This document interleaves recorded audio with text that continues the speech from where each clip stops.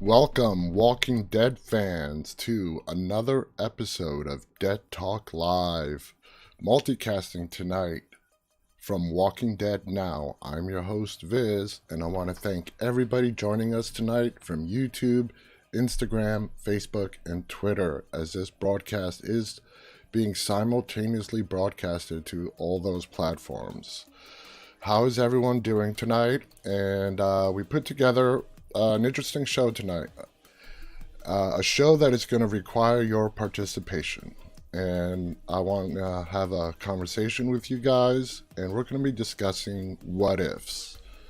We're going to be discussing throughout the 10 seasons of The Walking Dead. We're just going to do the first 3 tonight. I don't think I'm going to have enough time to do all 10. So I put together, from the first 3 seasons, key moments that, if they turned out a little differently, where would the storyline be today? So I want to bring up the phone number for you guys. Okay, it's right there on the screen. The number for you guys to call in if you want to call, if you want to send in your chats. I'm watching all your chats. I would love for you guys to call in, and we can have a talk for, all of us to enjoy. The number is 718-509-9270. Inside the US, you can use any phone you want to call me. Regular calling rates apply. If you're outside the United States, the call is free if you use Skype. So I try to get everybody covered here, okay? So we're going to be discussing what-if moments, and I'm going to start with Season 1. And these are moments that I put together today of, if it went a little differently, where would the show be today? So thank you for joining me, and let's just get right to it. Let's just start. And the first one, the first what if that I want to talk to you guys about, and this kind of surprised me when I saw it when I first started watching Season 1, on its premiere date. And what if Rick did not find his family, Lori and Carl, so soon? When I saw the season premiere and Rick getting shot and waking up to the zombie apocalypse, not knowing what the hell is going on, and his first reaction, normal reaction, was to try to find his wife, his son, his family. And as the fan watching this show, not knowing what it's going to be about, I mean, I knew what it was about, but not knowing which direction it was going to go, I really thought that the search for his family would take longer than the first 3 episodes. I thought it would have been cool if they would have really made it a little bit more realistic, and not that he went into Atlanta and he happened to stumble upon the group that his wife and son were with, And of course he doesn't realize that till he gets brought back to the camp and he sees them. But how do you guys feel about that? How do you guys feel if this show would have gone a little differently and extended the time between Rick waking up from the coma in the hospital to when he actually finds Lori and Carl?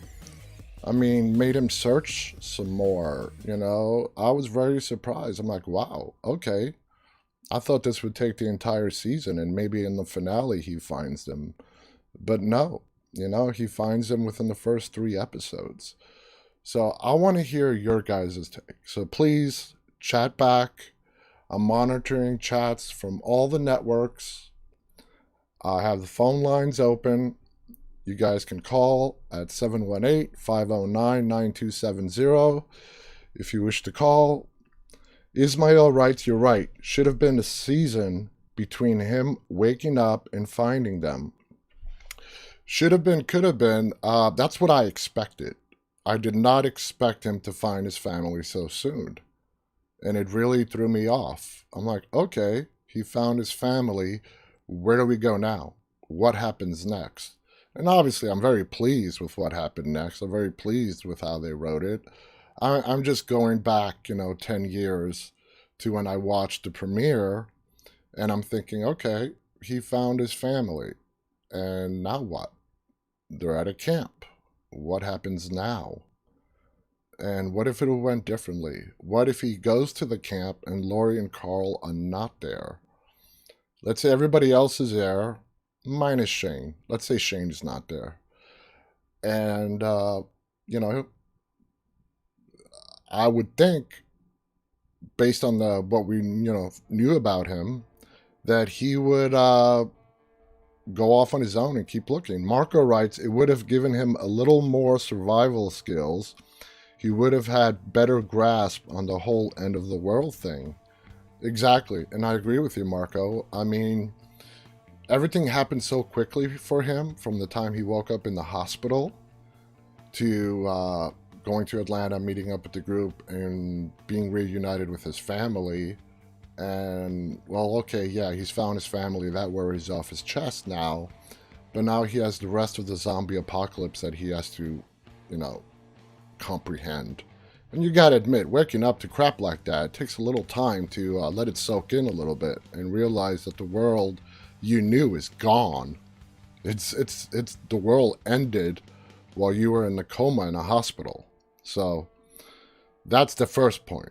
Okay, now the second what if question I want to bring out to you guys is Merle. I'm doing this in chronological order to the best of my ability. So, let's say Merle does not get left on that rooftop. Okay, let's say Merle escapes with Rick, Andrea, T-Dog, and he comes back. Now, Ismail writes, his personality is going to be so much different, maybe a little evil and not trusting, and maybe even a killer. I assume you're talking about Rick. Well, Rick does become a killer. He does become cold-hearted. We thank you for the big smiley face. Ismail writes he would have had a hand. Yeah. Merle definitely would have had a hand. Yes, that is very funny. He would. Hey, Khalid, welcome. Everybody's joining. We have a nice crowd tonight. Thank you, everybody, for joining me. So, going back to the whole Merle thing, let's say he gets brought in back. He escapes. He's the dick that he was on the rooftop. Let's say Rick, T-Dog, did not drop the key in that grate, and he got him loose, and he left with the group, came back with them. We find out in later seasons when... Till Hudson writes... I'm sorry, that must be French. I'm sorry, I was trying to read your chats. I want to be interactive as much as possible with you guys. I only read and speak English, so I'm sorry I don't understand or can read foreign languages. I do apologize. I am bilingual, but I'm bilingual in English and Greek. So if you want to talk Greek to me, hey, I can respond back. In English, my number one language. But anything else, I'm a little bit at a loss, so I apologize. So anyway, let's go back to Merle, okay? Merle is brought back, and we find out in later seasons when Daryl and Merle get reunited in season 3, Merle reveals that Daryl and Merle's, plan for the whole campsite group was to rob them. His Pilaf writes fantastic. Yeah. He reveals to Daryl, he's like, did you forget? We were going to rob those son of a bitches and leave them while they were sleeping. Okay? So would that have happened? I mean, Daryl was not the most personable of... Daryl was, back in season 1, he is not the Daryl of today. Okay? So, Daryl back then, I could definitely see following Big Brother and robbing the group and just leaving. Marko writes, if Merle would have returned back, I think him and Daryl would have been off the show. I agree. Yeah, I mean, like I said, Merle tells us in season 3, he tells Daryl, did you tell your friends there that our plan was to rob you and leave you in the middle of the night? Ismail writes, yeah, agreed. They would have left and took care of each other. Totally agree. So we see, how the story really the arc of how it happened, how Merle had to be left behind, for Daryl to basically evolve into the character that he is. I mean, just imagine for Daryl and Rick, who became so close, imagine becoming brothers to the man who, got your brother handcuffed, left on the roof, and, even though your brother was a dick, still, for Daryl and Rick to become so close is utterly amazing. A. Penzar writes Daryl. Marko writes, kudos to Michael Rooker. He made that character memorable. Yep, absolutely. So now moving on. Let's go on to the next point here. Okay? That moment that we all remember where Shane and Rick are, at the campsite in the woods. Rick goes off to see what's up further ahead, and Shane turns his rifle on Rick. And that look in his eyes in that moment, he's like, this is the guy. He's the obstacle that is standing between me and Laurie and Carl. He wanted Laurie and Carl as his own family. And if it wasn't for Dale, hey, Rose, waving back. Rose CDC from Instagram, waving back. You see, a nice, easy username like that, I can repeat back, and I can give you a shout out. So I'm giving Rose CDC a shout out because she has a very nice, easy to remember username. So Rose, I'm waving right back at you. So anyway, going back to Shane and Rick, if Dale had not walked in and stopped him, and that's when Dale really caught on to the character of Shane and his true motives, and he was on his ass all the way through till Dale died in season 2. I mean, he stuck to his ass and really would not let him out of his sights, because he knew what he was aware of. Now, Marko writes, Shane built a family and he felt threatened. Absolutely. Khalid writes, am I the only one who thinks that killing Shane was last-minute modification in the scenario? Do you mean in the writing of the show, or do you mean was it supposed to be portrayed as, of course, Rick was not supposed to, he didn't want to kill his best friend, but he was forced to because it was either kill Shane or be killed. So let me know what you mean exactly, Khalid. But we're getting to Shane. We're getting to season 2. I don't want us to go off topic. We're going to get to the whole Shane thing when we get to season 2. We're talking about that moment. What if Shane would have shot Rick in the woods? How the hell do you explain that to Laurie and Carl? Oh, sorry, your husband, who you thought was dead and was not dead and came back. Yeah, we were out in the woods and I accidentally shot him. I mean, how in the world do you explain that? That just goes to show you the guy wasn't thinking right. He just didn't have it all there. Well, of course he would lie, but what kind of lie do you come up that is even plausible? Ismail writes he would have lied and say he got bitten. Yeah, maybe. Maybe. Possibly. So, moving on. Now, let's move on to Ed, the wife beater, Carol's husband. Okay?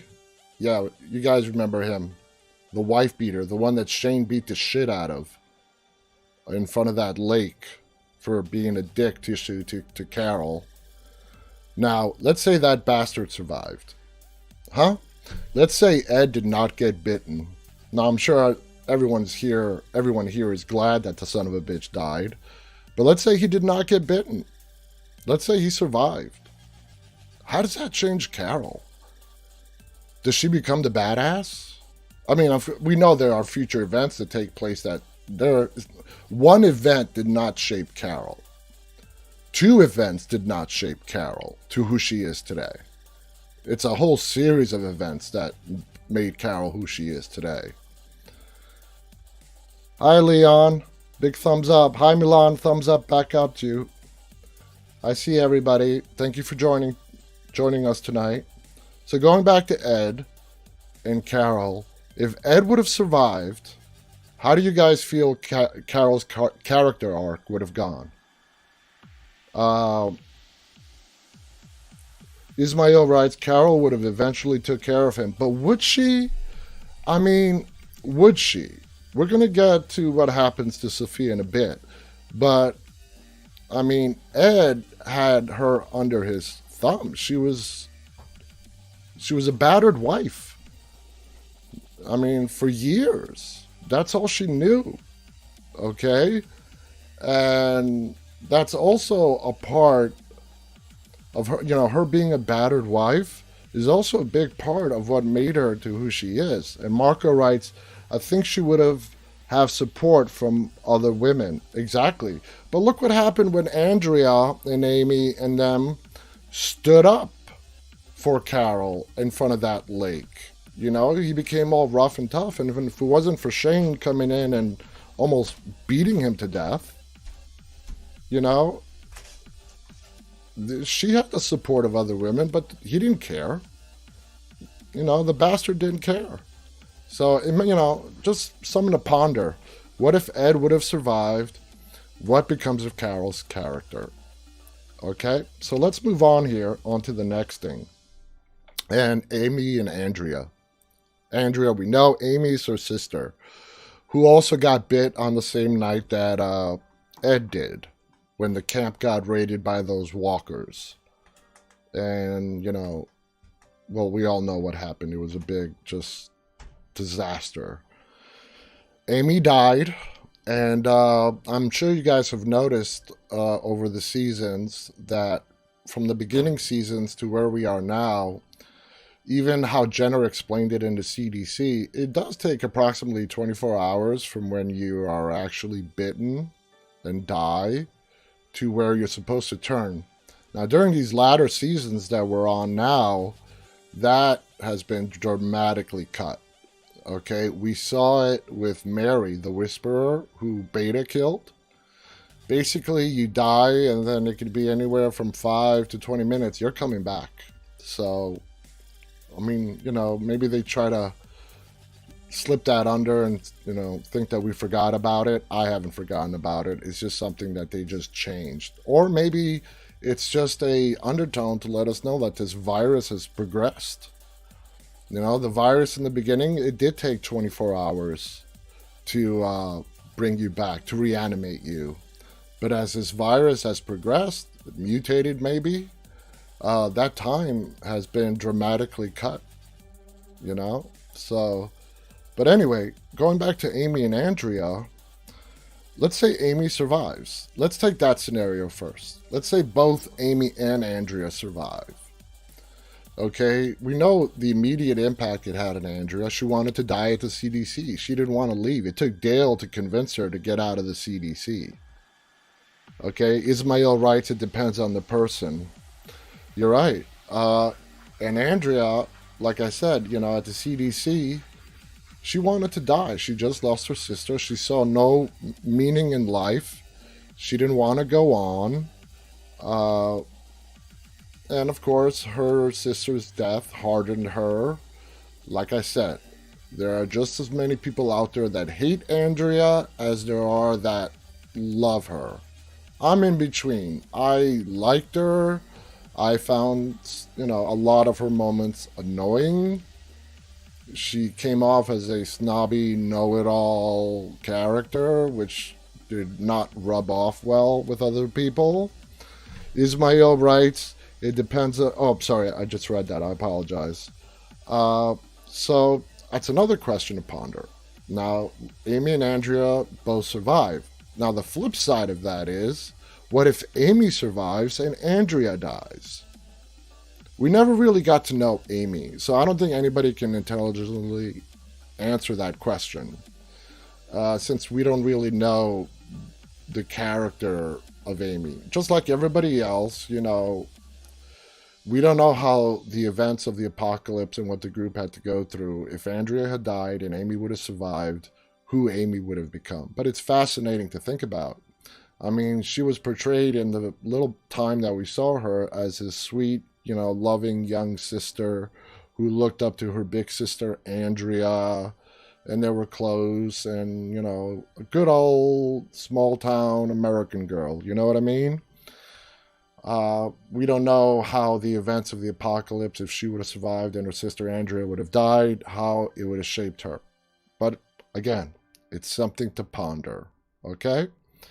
Now, to wrap up season one, and it's amazing, season one only had 6 episodes, but yet I had came up with so many what ifs just in season one. So let's go, to season one. Marko writes, there was a lot of passion and fire in Amy. We saw that in brief glimpses. We did. We did see it in brief glimpses. But, not enough to really see what her characters really would have been all about. So let's move on to season two. This is more of where season one left off going into season two. And hello, 6942. Thank you for joining us tonight on Instagram on our live stream Dead Talk. We're talking about what if moments and basically what if things were written a little differently and how would that have impacted the story that we know today on The Walking Dead. So that brings me to Jenner and Rick. Okay, we know Jenner told Rick that everybody's infected. Okay, that's what Jenner whispered into Rick's ear before he bolted out of the CDC. Now, the scenario that I want to bring out to you guys is not that Jenner didn't tell him that, okay? That's not really a big what if. But what if Rick, instead of keeping it a secret throughout the entire season of season two, what if Rick comes out right away and tells the whole group? Immediately after, like right in the beginning of season two, when it starts off when they're on the highway, okay, and he tells everybody, hey, listen, that CDC guy just told me that you don't need to get bit to come back. You don't need to get bit to turn. We're all infected. We all have this virus inside of us. And if we die, we're coming back. Okay? So imagine how that would have changed. Because keep in mind, guys, Shane never found that out from Rick before he died. Shane started seeing evidence of people returning, of turning, into walkers without being bit. So he's like, what the hell is going on? Even though Rick knew, he never told him. And by the time Rick tells the whole group in the finale of season two, Shane is dead.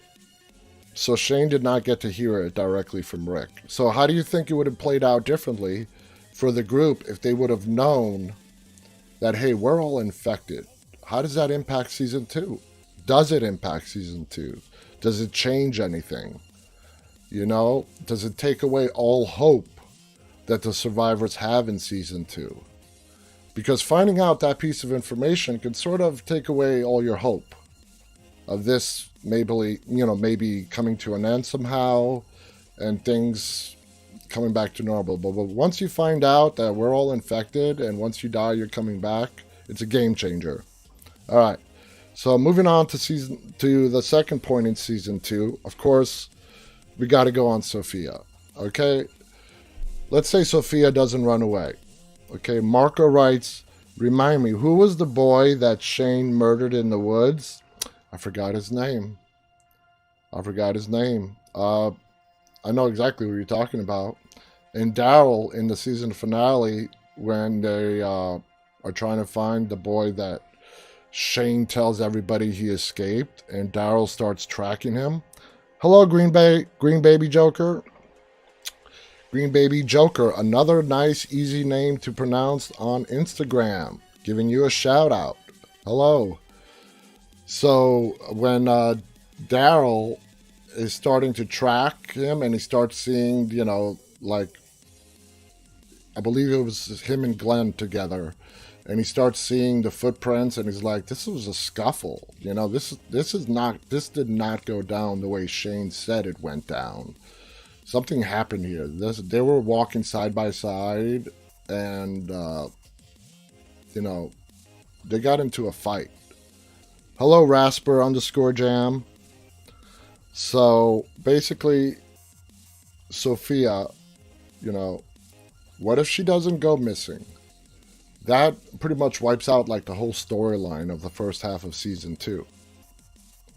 Marko writes, the name was Randall. There you go. So everybody out there, the person that Shane killed in the woods to set the trap for Rick, his name was Randall. So back to Sophia. If Sophia doesn't run off, well, she doesn't run off. She gets chased off by walkers. Rick puts her in that little safe spot, but she disappears. And the whole first half of season 2 is the search for Sophia, as we get to meet Herschel and the family, Maggie, Beth, and so on. So let's say Sophia does not run off. Let's say she's with the group. Let's say Carl doesn't get shot. You know, those two events are sort of tied together. Where do you see the story going for the first half of season 2? And in fact, in that matter, the entirety of season 2. Would they have ever found the farm? Good point, Marco. Exactly. Would they have ever found the farm? Would we have gotten to meet Herschel and Maggie and Beth and everyone? Even though season 2 had a lot of slow moments, it really also had some great moments. You know? Season 2 is just one of those pivotal seasons on The Walking Dead. So let's say Sophia's alive and she survives. Let's say she doesn't die. She survives. I mean, if you combine that with season 1 and Ed being alive and Sophia being alive, for the Sophia scenario, let's assume Ed died. Okay, let's say Ed is dead, but Sophia's alive. It would have been interesting for me to see how they would write the storylines between Sophia and Carl. Khalid writes, Rick should return. Rick is going to return in the movies, as Marco writes. So, Sophia growing up, not dying. I would love to see her storyline. You know, Sophia is played by Madison Lintz, and then, you know, Carl, played by Chandler Riggs, as they grow up together in the zombie apocalypse. So who out there, give me a thumbs up if you agree, or give me a thumbs down if you disagree. How many of you guys out there would have liked to seen Sophia and Carl, once they grew up a little bit, actually hook up? You know? I mean, I think that would have been cool. You know, give me a thumbs up if you guys think that Carl and Sophia hooking up would have been interesting to watch on The Walking Dead. You know, because besides Enid, Carl never really had a girlfriend. Alright, Rasper Jim gives a big thumbs up. Khalid gives a big thumbs up. You know, it would have been interesting. It would have been interesting, you know. Carl grew up in that group as being the only child, you know, for a while. You know, before they started finding more people in the prison. Like psychopath little girl Lizzie, who likes to feed rats to the walkers. Would have been very interesting. Okay, moving on. Shane doesn't break bad. And what I mean by that is Shane does not kill Otis. Otis is the guy that shot Carl on the farm. And Shane and Otis go on a medicine run for Carl because he needs antibiotics.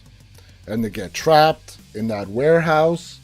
And in order to save himself, Shane basically shoots Otis in the leg so the walkers can eat him and let him get away. I mean, talk about a dick move right there. Okay? So not only, you know, Shane's a coward. I mean, that moment right there, I had hope for him. But when he did that, I'm like, damn, how do you redeem yourself from that? You know? How in the world do you redeem yourself from that? Khalid writes, he had to do it. To save himself? He had to do it? Okay, yeah. You're telling me they could not, I mean, no, I don't agree with you, Khalid. You know, Rosalina gives us about 1,000 hearts. Thank you, Rosalina. I don't agree. No. Shane could have outrun those walkers. Otis, okay, he was, you know, chubby around the middle, could not run. You don't have to shoot him. You just run off. You don't have to shoot him. Okay? He couldn't run. Leave him behind. Don't freaking shoot the guy in the leg. You know, if the walkers were going to catch up to him, if he ran out of breath in the next 30 seconds, all right, it happened. You can go home with a clear conscience and say, you know what? He couldn't outrun the walkers. I couldn't save him. Carl needed the medicine.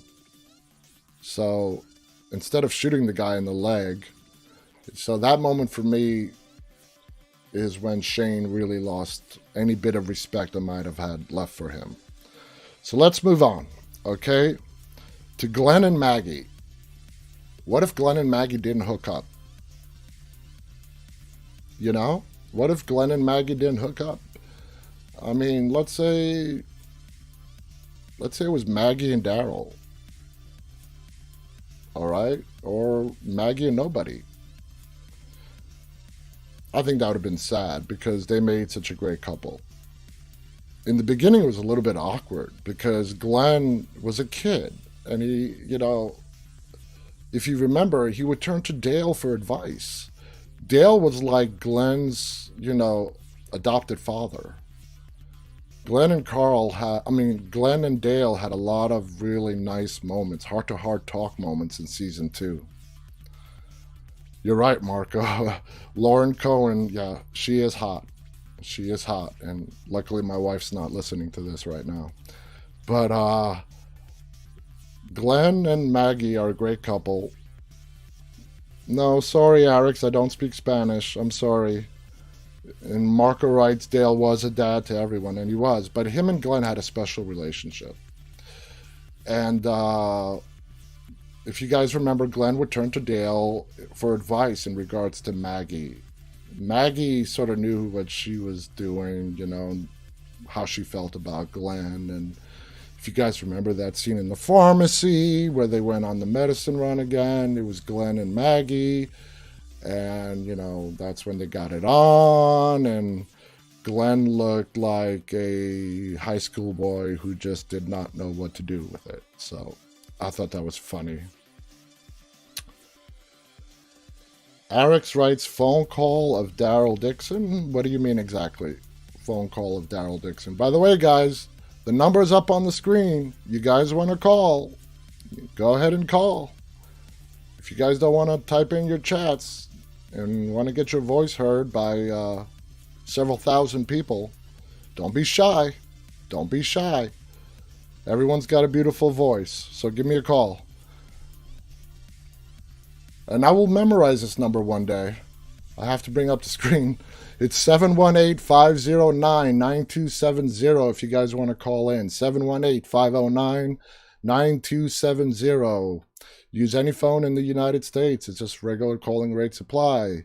If you're international outside the U.S., the call is free if you want to use Skype. So I'm monitoring the lines.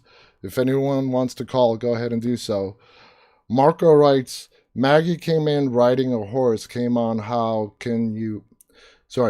came in riding a horse. Come on, how can you not fall in love with her? Oh, yeah. I mean, you know, country girl, horse, she's beautiful. Glenn was just very overwhelmed. Okay, so next point. Dale. I mean, we just talked about him. What if Dale doesn't die? You know, the group lost a very important figure when Dale died. He was not the glue, he was not the leader, but he was like an elder. You know, he was an elder in the group that people can turn to for confidence, for advice, just like Glenn did. And it broke my heart when he died. It really did. I was really sad, you know. And it happened so sudden, you know. It was just a quiet night. He was just out on patrol. He turns around and the next thing you know, he gets bit. And Love of Virgo writes, he was very wise. Absolutely, Love of Virgo. He was very, very wise. And I miss him. I really do miss him. He was great. And it was very shocking the way he died. It was very sudden. And you could tell how much he was loved by so many people. You know, Rick could not put him down. They knew he was beyond saving, and Rick couldn't shoot him. That's when Daryl takes the gun from him and, you know, looks him in the eye. And you could see Dale raising his head up, saying, you know, kill me. You know, I'm done. Put me out of my misery. And Daryl looking down on him and saying, sorry, brother. And then the scene cuts to black and you hear the gunshot. And that was the end of that episode. I would have really liked to have seen, if Dale would have stayed on the show, the impact he would have had on the group's moral character, for a lack of a better term. Okay? Because he's the one that always preached right versus wrong. And the group lost their way along the way. They lost their way many times. But it would have been really interesting to see just the one person that was preaching ethics and morality in the face of an apocalypse, if he would have stayed around, and to see if his words would have stuck. Now, who took the place of Dale's part? It was Herschel, who was just as equally great. Okay? And I think Herschel and Dale together would have made a great team, moving out of season 2 and into season 3 when they went into the prison. So, the last point in season 2, and of course, it's the obvious one. Let's reverse it. Rick doesn't kill Shane, but Shane kills Rick. Okay? So, it's reversed. Rick dies and Shane lives. How do you guys feel about that? I give that a big thumbs down. Okay? With Shane running the show, if he killed Rick, first of all, I don't know if he would have been able to get away with that lie. I think Daryl would be the person to figure it out. I don't think Daryl, in having Shane be the leader and his personality, those two would not mesh well. ILS writes, WTF. WTF about which part? Anyway, you know, if Shane lives and he ends up killing Rick, I don't see how Shane survives very long with Daryl being there. Love of Virgo writes, yes, me too, thumbs down. Shane was a mess. He was. Freddie, thumbs up. Thumbs up. You would have liked to seen Shane take over? All right. I respect your opinion. I respect it. Freddie, let me ask you, do you really see Daryl buying whatever story Shane was going to dish? You know, about how Rick died? You know, if his plan would have succeeded that night in the woods and, you know, Shane did kill Rick and whatever bullshit he was going to feed the group? I don't think it would have flied. Mickey the Cowboy writes, and then Carl kills zombie Shane. Exactly. Exactly, Mickey. He does. Carl kills zombie Shane. And Rick thought that Carl... Maybe Carl was pointing the gun at his father. I mean, he just saw his father kill Shane. And Carl, I guess you could say, loved Shane in a way. Not like you would love I don't know. I don't want to say not like you love a father. He did see him as a father figure. That time period, those weeks where Rick was gone, Shane and Carl connected like father and son. JS writes, I'm from Iraq. And you? United States. If that message was meant for me. So, yeah, you know, Carl maybe did have the gun pointed up at his dad, Rick, and then he saw Shane get up, and then he takes out Shane. You know what I mean? We have Brazil in the house. Urafael. Welcome, Brazil. Welcome. All right, so that concludes my what-ifs for season 2. And this is actually working out perfectly time-wise. Let's move on to season 3. Okay, season 3. That's when this show really started catching fire. Okay, season 3 is when, by the end of season 3 and into season 4, this show was pulling in 30 to 40 million viewers a week, which is just phenomenal. That's a phenomenal number of viewers. That's when this show went viral, if you want to call it that. So, season 3, the governor is the antagonist. First point, in one of Andrea's, list of Andrea's stupid moves, okay? What if she kills the governor when she had the chance? What if Andrea takes him out in his sleep? She had him. She was standing over him with a knife, but she couldn't do it. She would have ended up saving her life. She would have ended up saving the prison. Her bad decisions led to her death, and her bad decisions led to a lot of people dying. That's what makes people not like Andrea, on top of some other things as well. JAS writes, who is the author of the novel The Resurrection of the Dead, my friend? I have not heard of the novel The Resurrection of the Dead. I don't know if anybody out there has heard of that novel. JJ's asking who wrote it.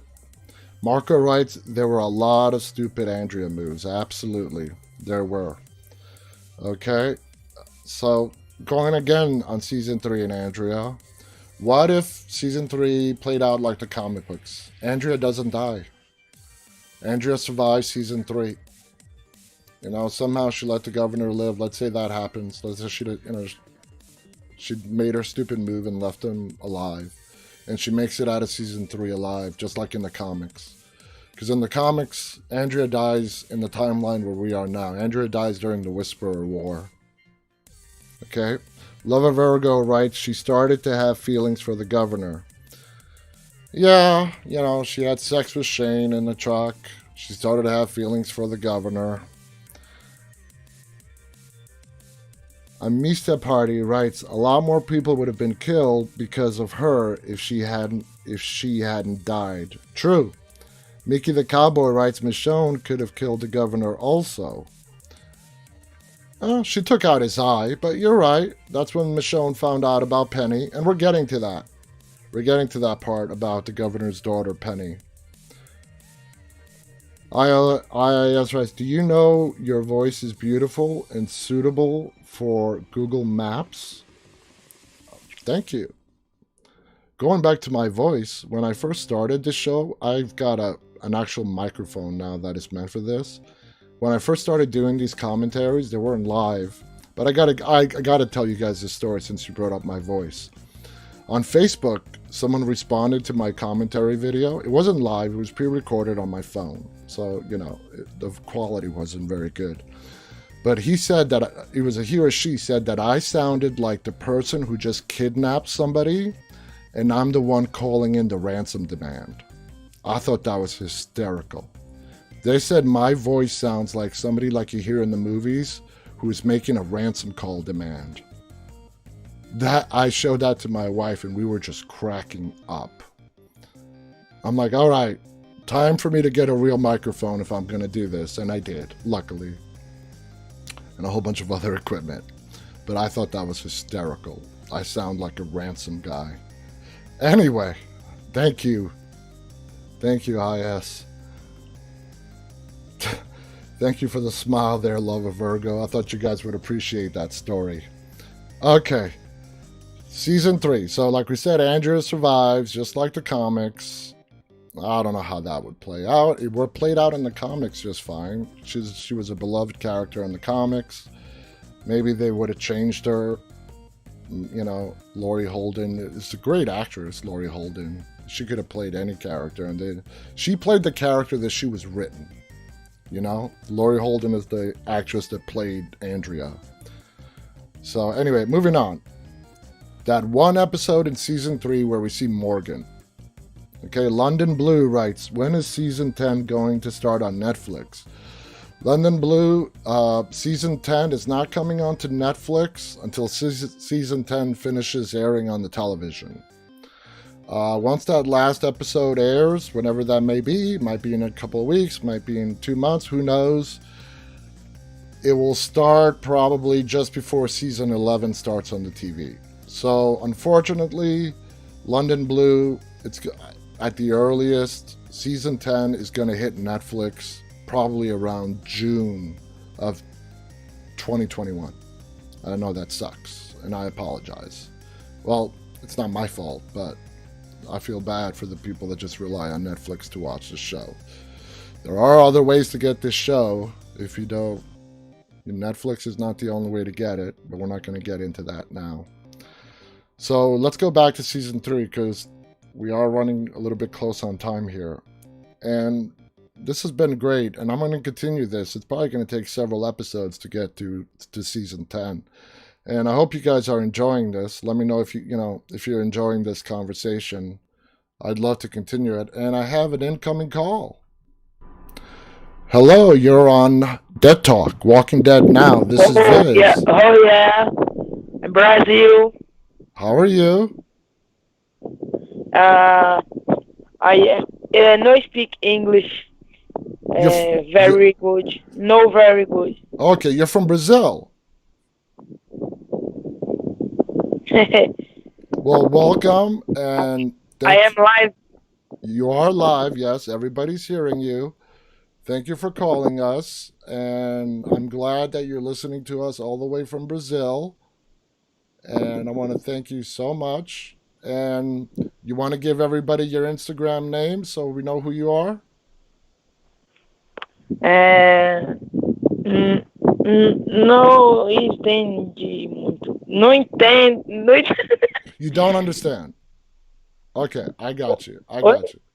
Well, thank you so much for calling, and I'm really proud that you stood up and you made this phone call. And it proves to everybody out there, call. I'm not going to hang up on you. I want everybody, everywhere in the world you are, give me a call. Thank you so much for calling. So there you have it, guys. Give me a call. Even though that guy cannot speak English very well, I'm proud that he called. I give him, he had balls to call, and I give him props. So thank you for calling. Okay, so season 3, Morgan's Return. That one episode called Clear, where Morgan is just basically insane. Okay, and the what if moment in that episode is we find out about Dwayne. We find out that Dwayne is dead. Okay, Dwayne was killed by his Walker mom. So we see the bad decisions that lead to Dwayne getting killed. Morgan had a chance to take out his Walker wife. He didn't. He didn't take her out, okay? And his Walker wife took out Dwayne because when the time came, Dwayne could not kill his mom, okay? And Marko writes, means thank you in Portuguese. Okay, there you go. Thank you. That's good to know. I'm going to learn. I'll be trilingual by the end of this. So anyway, the episode Clear with Morgan was pivotal. Dwayne, we find out Dwayne's dead. The big what if there is, what if Dwayne didn't die? Obviously, I don't think Morgan is as insane as we see him in the season 3 episode. Would he still be where they find him in Georgia there? Maybe, maybe not. Or maybe him and Dwayne left and finally actually try to find Rick and his group. So, what if Dwayne lived? There are a lot of people speculating that Dwayne is still alive. There are a lot of people speculating out there that Dwayne is the masked ninja person that we see in the trailer finale for episode 16. I don't really think so. But there are some people who say it might be Dwayne. I don't really think so, but who knows? All right. And we're running out of time. I'm only not even halfway done through season 3. So we're going to pick this up tomorrow, but I have one more person I want to get through. One more what if before our time is up tonight. And that's Axel. Remember Axel, the prisoner? Lover Virgo writes, I think Dwayne and Carl would have been an awesome pair of duos. Absolutely. Dwayne, I love Dwayne. The little bit that we saw of him in the premiere episode, I loved him. And I absolutely agree with you there, Love Virgo. So the next character I want to talk about is Axel. Axel is the prisoner, the guy with that handlebar mustache, and he's the guy that got shot by the governor while he was talking to Carol. And he was, he tells Carol that he was in jail for pharmaceuticals, which means he was a drug dealer or involved in drug manufacturing. I really liked Axel, and I think he could have been valuable. He could have been a very, very interesting character if they would have kept him alive. And how do you guys feel about that? For those that remember him, you guys would have liked to seen Axel a little bit more? And it's funny because the governor, I think it was mentioned he was aiming for Carol, but he takes out Axel instead. Marko writes, brilliant actor. He was in Rob Zombie Halloween. He is a brilliant actor. And he was on Talking Dead after his death on the show. He's a great person. Amnesty Party writes, he didn't deserve that. Yeah, come on, AMC. I agree. He didn't deserve it. He was a good guy. He wasn't like a murderer or rapist in jail. He was in jail for, I don't know, drug manufacturing or drug dealing or whatever. And it was just one of those shocking moments, Carol and him are having this lovely discussion. Not very often where you get to see Carol smile, but I think she liked him. And then a split second later, half his brain is on Carol's face. Literally. I mean, it was just like, bam! Gets his head blown off. And it lands on Carol's face. And everybody ducks, and Axel is dead, obviously. And if you guys remember, Carol uses Axel as a human shield to protect herself against the incoming bullets from the governor and his group. That was a great episode. Marko writes, I love that. He thought that she was a lesbian because of her short hair. I remember that.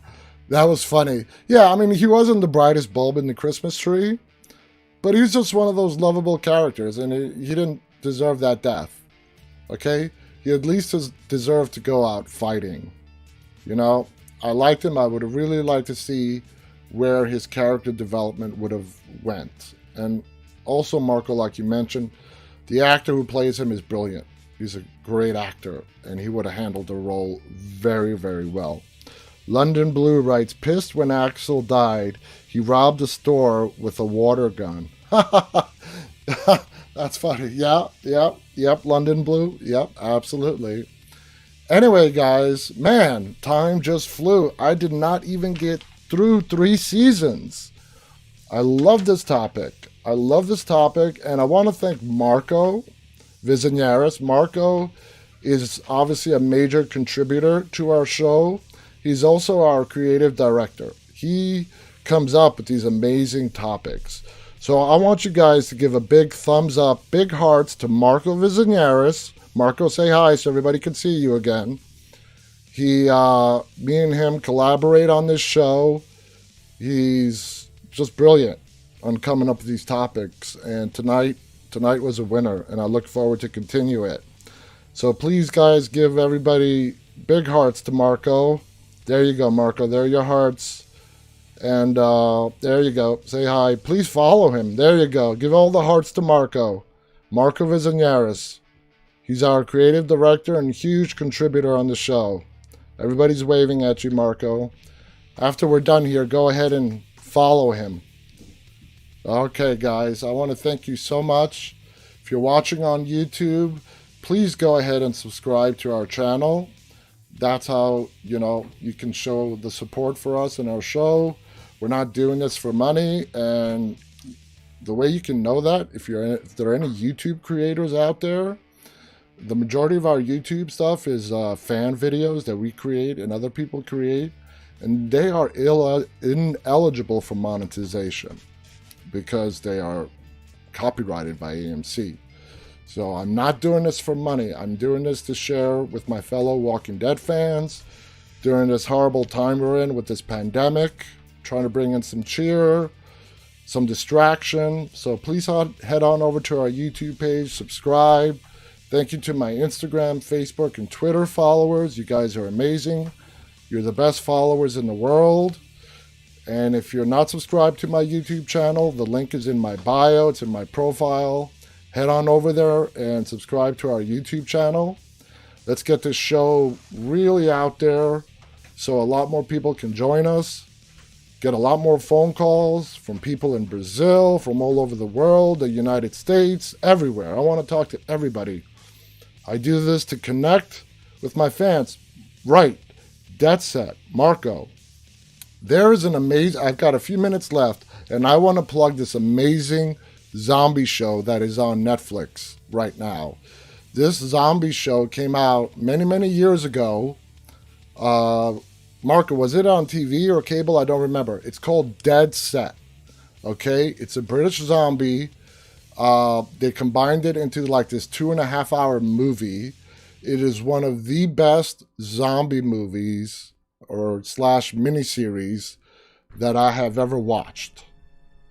And I'm not going to spoil anything for you. It was on BBC. There you go, Marko. It was on BBC and it came out in 2008. God damn, it's been 12 years already. So go on Netflix, guys. Look up Dead Set, S-E-T, and watch it tonight or watch it tomorrow. And I want to hear your guys' reaction. London Blue remembers.